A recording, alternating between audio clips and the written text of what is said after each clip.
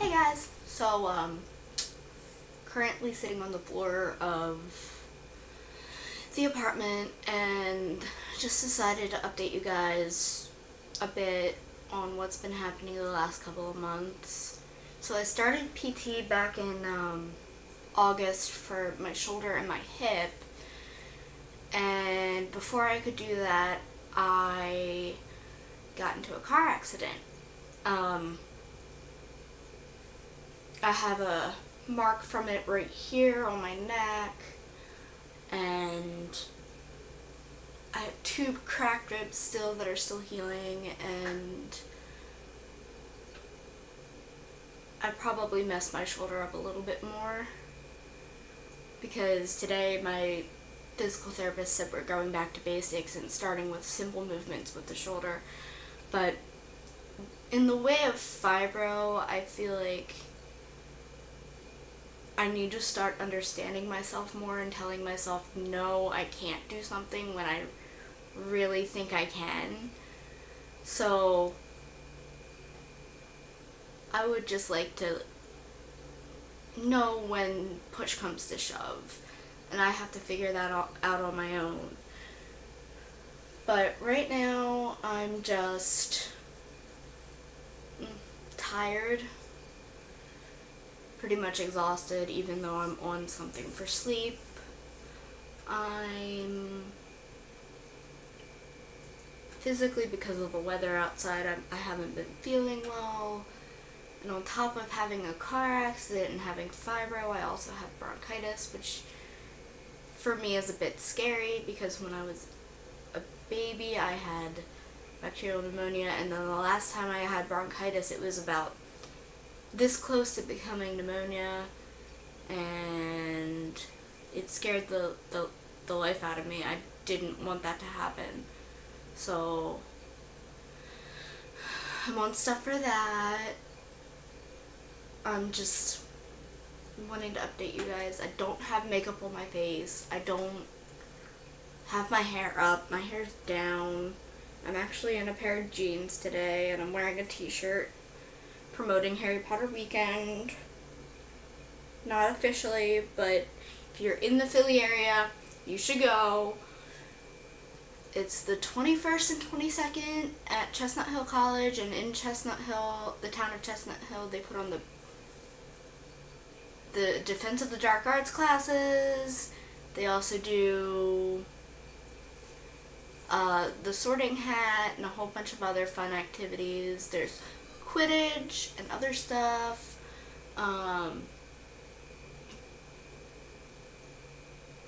But really, I just want to talk to you guys about a couple things that I've found that frustrate me due to some people not knowing what fibromyalgia is and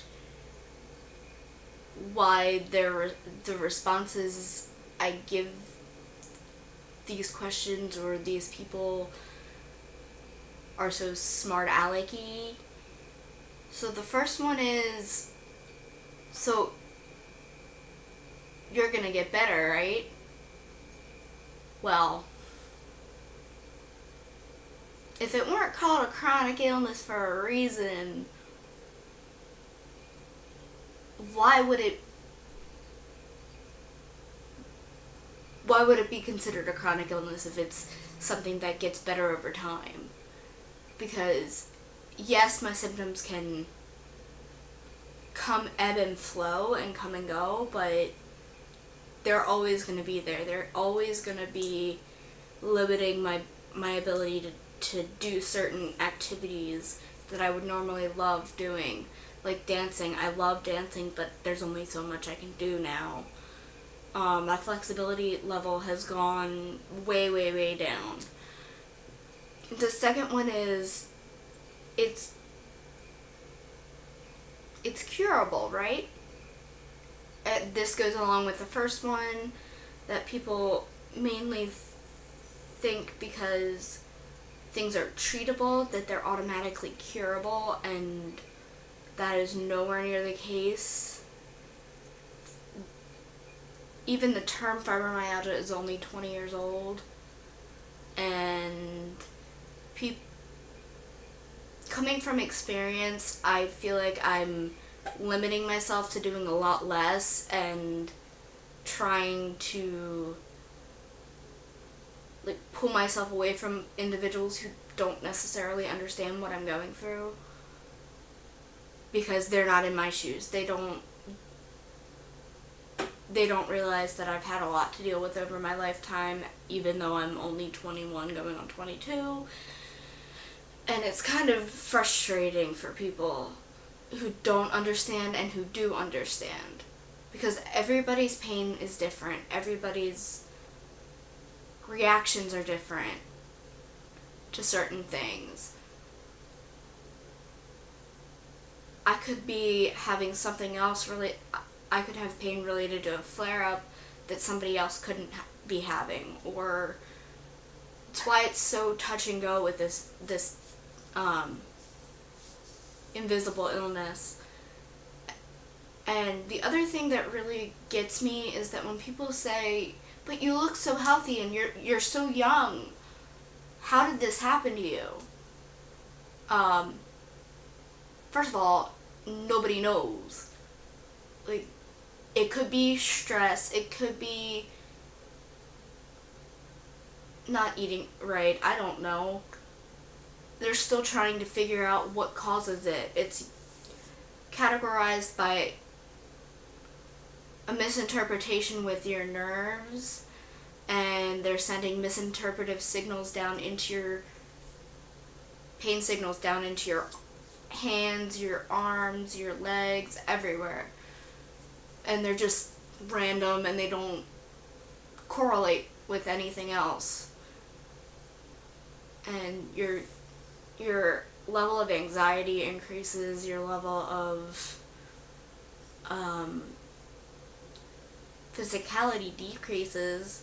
Like, I used to be able to lift a lot, but now because of this, I'm limited to 5 pounds right now, or 10 pounds. It's very difficult. Something else that really strikes me as odd is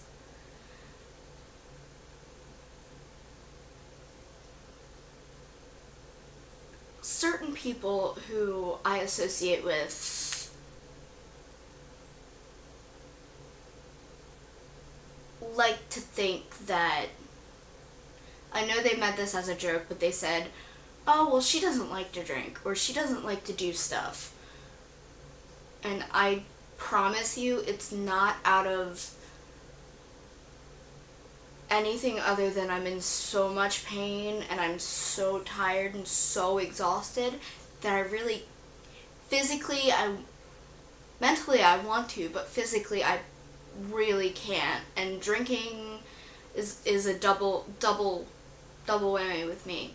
I have an alcoholic grandfather on both sides of my family. My grandmother on my mom's side, my grandfather on my mom's side, and my grandfather on my dad's side are both alcoholics, or were both alcoholics, however you want to put it. One's still alive and kicking.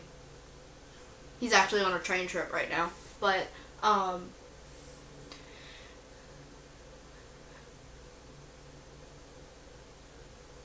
it's also because I don't want to worsen my flare-ups, because I know I've had experience with alcohol where I have some of the symptoms of a flare-up and they get worse, and then I don't sleep that night. And also because of the medication I'm taking right now, I do not want to mess anything up. It's really difficult for me to really say anything about that, but for me, it's more likely, something's more likely to happen if I'm not able to remember to take something. But if I remember to take it and then I start drinking or something, I'm terrified of what could happen. And I know it's not like I'll be drinking every day. It's like I'll have a glass of wine once in a while, but I don't want to mess with anything right now. I've just started what I'm on, and I want to keep it low-key, and I still have fun. Heck, last weekend I went karaokeing and sang 2 songs. Albeit not very well, but I'm not as good as my sister. So, I just wanted to give you guys a rundown of how I'm feeling about what's going on in my life. I'm very frustrated with myself too, because sitting here talking to you guys, I'm really trying to externalize my feelings and say stuff that maybe everybody can relate to. If not, okay, but I know people go through different things, and even if you're not going through fibromyalgia or rheumatoid arthritis or anything like a chronic illness, or maybe you're going through cancer, or maybe you're going through, anxiety, I just hope that watching this will say, okay, well, here's someone who's been vocalizing how she feels and what's bothering her with anything going on. And I try to usually keep positive, on the positive end of things, but sometimes we all go into our negative little depressive states where we're not willing to decide what's particularly good or what's particularly bad, or we just want to say that all our life sucks and we could probably do better. And yes, we could probably do better, but it takes time. And just starting this journey with learning about fibromyalgia and trying to get back into seeing a rheumatologist for it, and getting on a pain management schedule and going to PT and doing all this other stuff, I'm trying to get myself back to at least a place where I'm comfortable with doing everyday tasks that I would do at work, or like being able to help my family lift something up into the car or into the trunk or something, because we went to BJ's today and I couldn't really lift anything. Like, physically my body wasn't able to, because, well, number one, I had PT today and got dug into, but that's okay because it was a very tolerable pain level, but still, we all need to have our moments of positivity where we say, okay, we can do this. Or, I can do this. I know I may have a couple problems with it, but it's got to get done somehow, and if nobody else is going to do it, I can do it, and it needs to start with you. You need to say, I'm ready to change my attitude. I'm ready to decide what I can and cannot physically or mentally tolerate, and just be you. I'm probably reiterating what a lot of people are saying, but in regards to any people who follow me who have chronic illnesses or mental illnesses, or even any long-term illnesses, just don't let those bad days get you down. I know I have in the past, and I'm trying not to let it happen, but today was just terrible because of the weather, and a lot of times it's because I'm not feeling up to par, and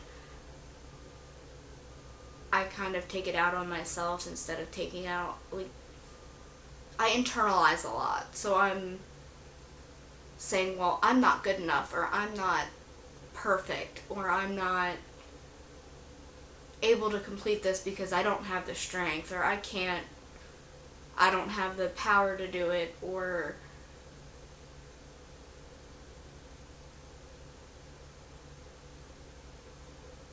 emotionally I'm not ready for doing something, or I don't know, stuff like that. So anyway, I've probably talked your ear off. I'm kind of losing my train of thought, which is another problem that's very frustrating with anybody who has any type of memory problem, or as people with fibro call it, fibro fog, or just brain fog in general. Or as I had a couple weeks ago, brain medication fog.